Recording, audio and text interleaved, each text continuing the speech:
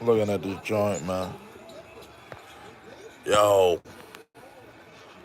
man, what up? I'm just going on my page is really music, but I'm gonna just cover different topics on stuff, and I'm just gonna try to keep it short and sweet, I guess. Try and hold this phone up and all that, man. Good evening, y'all. Brooklyn winning right now. See what happens, right? And Bulls ain't hit no threes, but all right. So Kyrie left.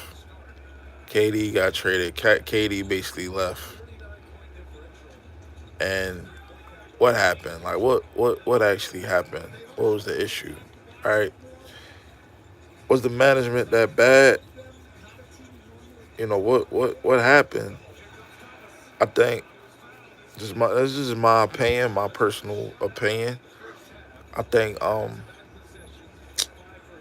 ain't gonna say the name because I don't want them flagging my video, but that 2020 action as far as the virus shit, um, I think that really put an anchor into everything overall, and management kind of had to force their hand because they had to follow the whole New York City mandate and all that stuff. So, I mean, Kyrie really, unfortunately, he didn't really have a leg to stand, and I think that definitely put a sour taste in his mouth.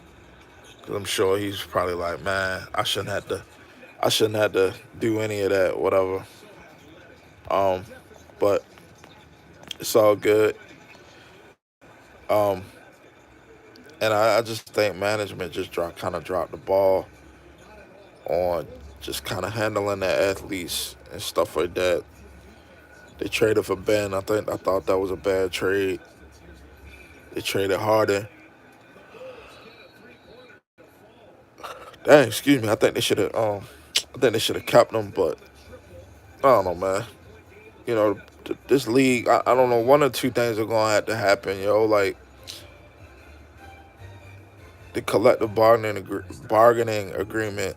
Like, how much power do you want to give these players? Because they might wake up one day and be like, you know what? I don't feel like playing for this team, man. Screw this team. I'm gonna play for somebody else or whatever, and they'll just leave and dip. And then you, as an owner, you just kind of SOL. Like, you had to trade him and send him off the way he wants to go. And I don't know, man. Maybe they might have to do the players like the NFL. I doubt if that'll happen, but not play these, you know, get these players guaranteed contracts because they just kind of running the league. They just got all the power. But that's just really kind of my 2 cents on the whole situation. I do think the management kind of dropped the ball, and they and what made it worse was the whole Kyrie thing with the whole movie thing and all that stuff. Like, I just think the punishment was a little too severe, but that there was probably like really the nail in the coffin. I think that was the nail in the coffin for him.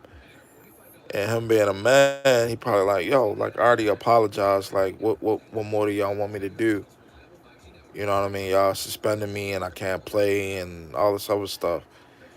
But it's just one of those things, yo. Like, and Durant, he probably just was sitting back looking at the whole situation.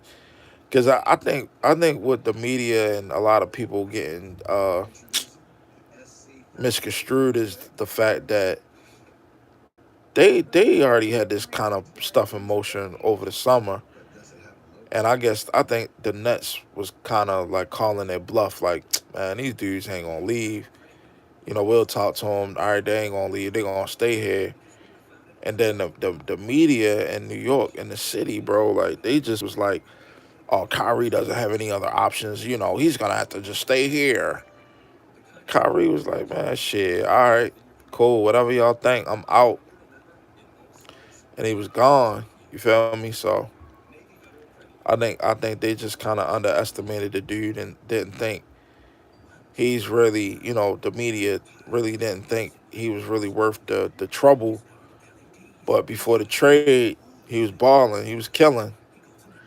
You know what I mean? And when Durant was there, what they won 12 in a row. They started off slow, but they finished pretty strong before the trades. But I don't know, man. Like the Kevin Durant trade. I mean, they got a bunch of first round picks, and I mean they basically rebuilding. They rebuilding. Like they not gonna be able to get rid of Ben Simmons. His trade value is so low. But they basically in rebuild mode now. I mean, they ain't got no other stars on that team. So we'll see what happens, man. But I think I think if Ben don't step his game up, yo, he might be out the NBA, yo. He basically got 1 foot in, 1 foot out. Like they might waive him, yo.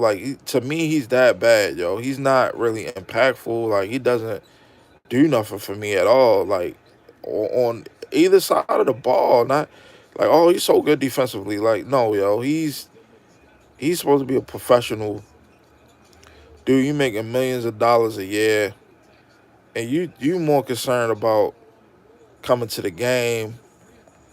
The games that you not, you either you might be playing it like you wearing all the jewelry and all this other crazy stuff and all this wild looking Louis Vuitton stuff and all that. And I mean, I like Louis Vuitton. I like the 1.1 million in sunglasses. But anyway, um, the dude's he's just I don't know, man. Like he's not focusing on the game, and he's too far in his career to not have this type of impact. In my humble opinion, he's just out there on the floor, and the way how the league is now, you got to be able to shoot shots.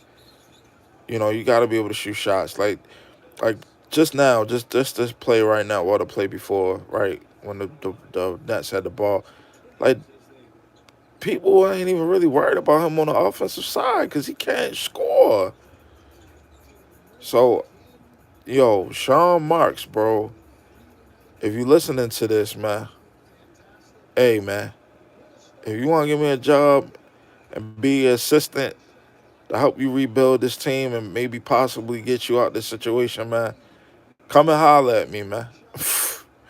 But no, seriously, they just basically in rebuild mode now at this point. So I mean, are they gonna still be in the playoffs or I don't know. I really don't know. But we'll see what happens, man. But I'm about to get out this joint, man. Peace.